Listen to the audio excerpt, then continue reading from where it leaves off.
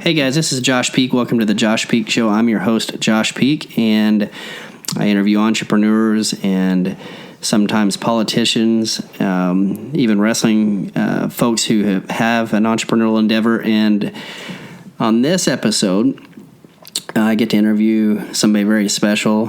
I wanted to do this on my 10th episode, and so periodically I'll be bringing my wife, Jessie Peak, who I've been excited to bring on for quite some time. So, Jessie, thank you for coming with me. Thanks for having me. Yeah. So, I posted on Facebook that I was going to bring Jessie on at some point, and so we got a pretty good response, and had a couple, people say, maybe I should ask her a couple questions, and so. But anyways, I'm glad that she's on here with me. She's been with me through everything. And that's kind of what I wanted to talk about a little bit. You always want to know a little bit about the podcast host, but maybe even the people behind it, and especially, I wanted to bring her on so you guys get to know her. And so I wanted to just start out and talk about, where it all started for her and I, which is very unique because, you hear about most people meeting at college or meeting here or meeting there, but I met Jessie at the daycare. We went to the same daycare together. That's right. And we went to the same daycare together. We grew up in Collinsville, Oklahoma, both of us. And I knew her siblings through daycare, and she knew mine. And so we knew each other's family. My sister was his football buddy. She was my football buddy. She's an athlete. She could throw the football really good. And so, but anyways, so we've been friends for a long time, and then ended up dating. Went to school together. Ran track together. She saw me fall one time really good. Yes, it was. I was warming up. Funny memory. I was all scratched up. I was warming up, but took a little bit of a nosedive. Kind of like those videos that are all over the internet now. Where people fall off the treadmill and then jump up like nothing happened, or start doing push-ups or something. Thank goodness we didn't have a YouTube back then. That's right. So so we been friends forever, basically. And then around her freshman year, my sophomore year, we started dating. And babies. We were babies. And then we dated all through high school. You had your moments where you broke up, went together, and then so we kind of got all the fighting, if you will, out of the way, and then I went off to my freshman year in college. I was still in high school a year. She was still in high school, but man, it just went smooth. We knew what we wanted. Yeah, it's funny. I have a story. So I was in my senior year, getting ready to graduate, and everybody's asking each other what they're going to do, and this, that, and the other, and so. Like, what am I going to do? Well, they all knew I was going to go wrestle in college, but like, what are you and Jessie going to do? I was like, you just kind of gonna get caught up in the moment of it or whatever, and I just didn't know really what to say other than gonna marry her. And so everybody got quiet, and it's just one of those things, I guess, like anything in life, when you decide to make a decision, you do it and you go all the way. And so we decided we knew we were going to get married. Spoke it. We knew we were going to get married. And so after, my sophomore year. Yep, we got married. Between the summer of your sophomore and junior year. Mm-hmm. And moved to Hays, Kansas. Gosh, that's not a place you want to take a newlywed bride, I tell you. Out in the middle of it. And all of the housing was taken because we had decided kind of late that that's where we were going to go together. I was going to work and he was going to finish his school. And we got us a really not nice place. When we got there, we got all our stuff unloaded and realized that we did not have air conditioning. And it was probably 105 degrees in Kansas. In the middle of the summer. In August. It was awesome. That's how you started off, right? And so that's right. So we stayed in that place. It was a trailer house. Out of all places, it was a trailer house not too far from the college, and humble beginnings, for sure. Right. It was very interesting, for sure. Yeah. Interesting little area. Yeah. It's crazy. And then, so I went there for about a semester. I woke up one morning and I just said, you know what? I was majoring in business. I wanted to be a businessman, and I knew that I was ready to take care of my wife and just move back to Tulsa and start in the business world. And so I woke up one morning and told her I wasn't going to wrestle anymore, which I think she couldn't quite believe.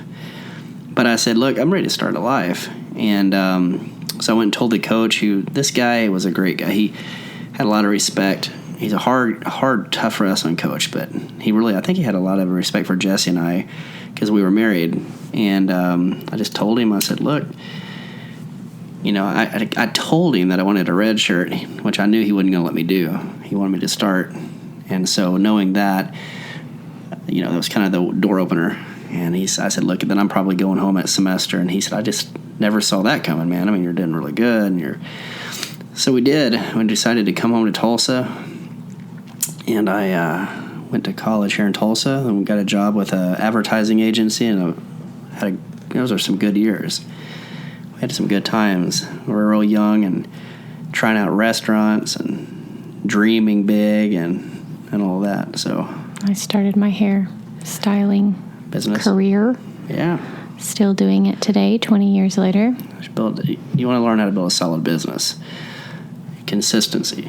I'm very blessed. I have fabulous clients that are like family, than most of which I feel like have probably been coming 15 years plus. She always tells me at least the people that are graduating or going to college now, they started when they were babies. It's crazy. But building that relationship, I think sometimes people, they want to come just to be able to be with a person, and and then when you do a good job, obviously that's a cherry on top, right? So sure. So we did that and ended up having, fast forward, I guess, in 2004. We got married in 99. She graduated in 98. I graduated in 97. 99 we got married.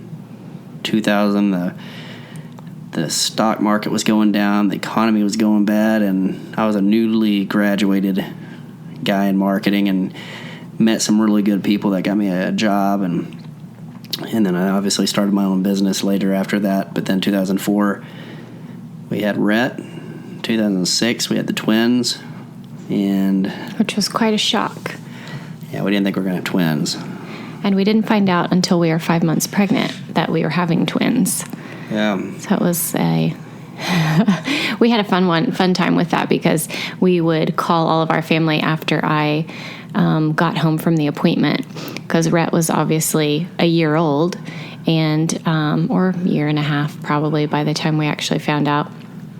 And I went to the appointment by myself because Josh stayed home with Rhett, because he wasn't really easy to take to an appointment like that. And it was go find out, what gender you're having and do all your measurements and all of that kind of thing. And so I went in and planned it all out. I was going to find out what I was having, then I was going to run to Target and get some cute little outfit, boy or girl, and then surprise him, like, we're having this, and hold up the outfit. So I went to the appointment, and I get in there, and she puts the ultrasound probe on my stomach, and she pulls it off really quick, and she kind of looks at me. And I had this weird feeling before I had gone to the appointment, and I was a little nervous that maybe something wasn't going like it should, but not a bad feeling exactly, just that something was going on. And so when I got in there and she did that, it kind of freaked me out a little bit. And so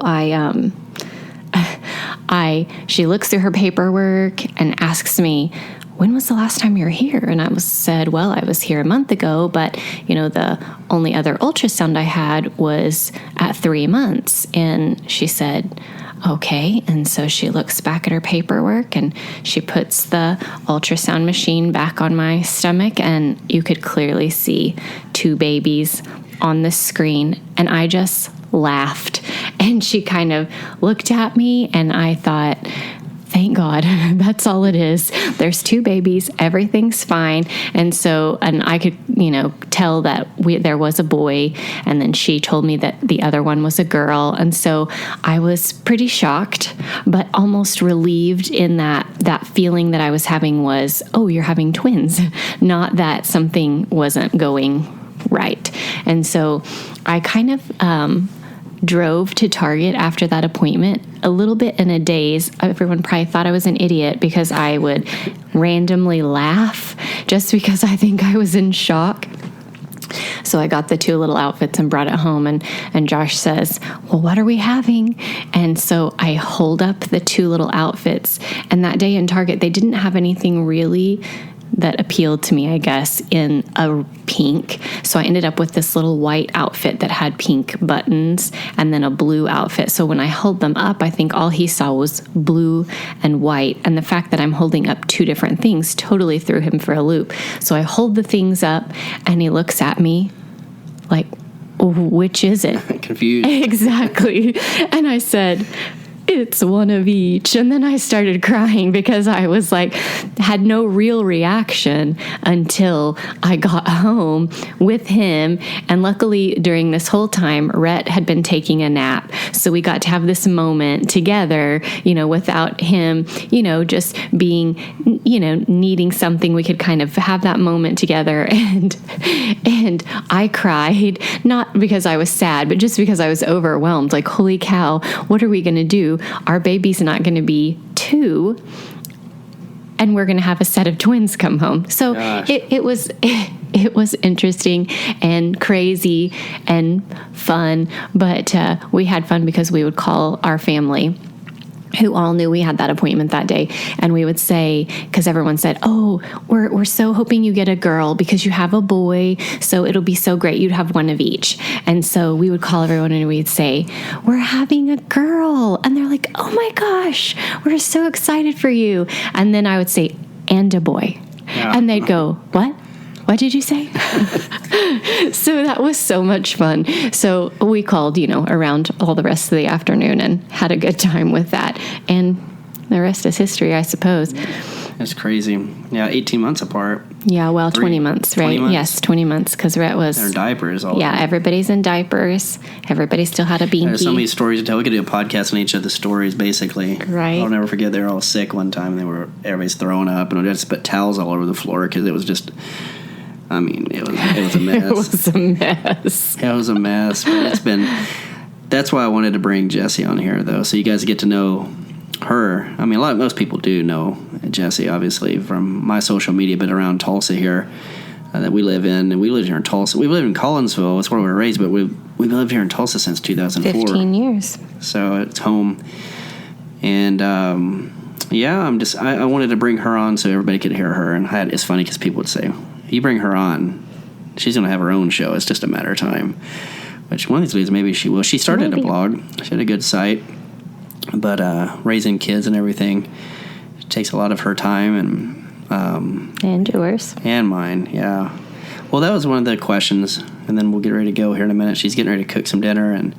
But I wanted to get her on before she was cooking dinner. So yeah, we'd love to know what questions you might have from us together. Yeah. I'm going to bring her on regularly. I wanted to do that because, like I said, I bring entrepreneurs on. I have, maybe some politicians from time to time. I've had some wrestling coaches that own their own business, which is now starting to take off. Obviously, with the internet, things are changing with a lot of different industries. And so, but I wanted to bring her on and let you guys get to know her and the voice, sweet voice I get to hear every day. One question we did have one question, and it's a good friend of ours, Stacy from Idaho. She asked if what it's like to be a mom of a competitive dancer, a competitive wrestler, and Jude, who's played football, and he likes to do his own thing too. He's got some interest that he has. So you try to sew into 3 different kids that are all 3 pretty competitive people, personalities. All 3 way different personalities. And there's only 2 of us. Exactly. So what's it like? I don't think there's a short answer. Yeah. I don't know. Well, especially because you want to do the best, right? So if you want to do the best, there's a lot of... It worked out really nice because I feel like when Rhett started wrestling, he was 5, and we just wanted him to give it a try and see if it was something that he liked.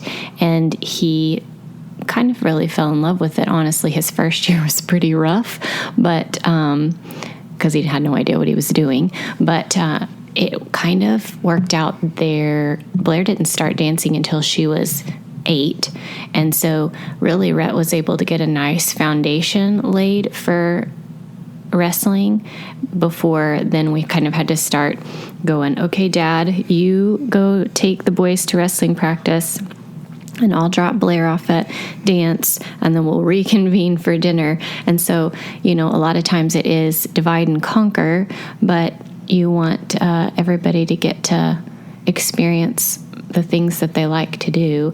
And so I try my best with that. Jude's still kind of trying to figure out what he likes and what he doesn't. He gave football a go last year, and I think he enjoyed it, honestly. But then he wasn't really too keen to go at it again, and he's talking about, wanting to try some other things. So we're going to kind of explore that. But I can't imagine my life without all of them and without getting to watch them do the things that they love to do. I think that is really awesome, to be honest, to watch them put in that extra effort into things that they like to do. Like Rhett, had fractured his wrist back in the spring, and that kind of set him back a little bit for his goals for going to Fargo this year. And Blair went to her first big national. Yeah, kind of huge nationals, and it was she didn't get the result, obviously, that she wanted. And if you know anything about dance, the criteria for that is crazy.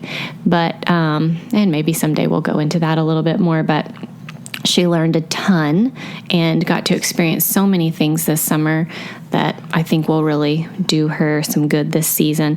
So. Well, their life really becomes before yours. I mean, if you're going to invest, as Jesse always reminds me that we're investing. We're investing in these kids. It's such a joy, too, though, to and be with reminds them. me, we only have a few years left, right, to have them. The twins are 13 and Rhett's 14, almost 15. Almost 15. So it's crazy how fast it goes. And it's funny because you can sit really and truly at the ages that they are now, and with all the things that come with homeschooling, getting up and homeschool in the morning, and then trying to get, somebody to the gym. Myself, I need to get myself to the gym somewhere in between needing to get groceries and finishing homeschool, and then going to everybody's practices, and then being back to make some sort of dinner before, before 10 o'clock. She has her own business. And then I do work outside of the home. So, but you know what? I wouldn't trade it because I don't know. I enjoy it. I enjoy being with them, and I enjoy listening to them laugh, and I enjoy watching them do things that they love, and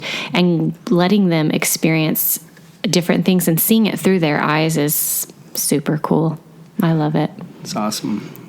Well, so that was the answer to Stacy's question. We're gonna get ready to get something to eat here. What are you cooking tonight for us? I am making grilled chicken with sautéed vegetables. So we're eating healthy tonight. Yeah, we're eating healthy. So, but I might have an ice cream sandwich for dessert. So don't let it fool you.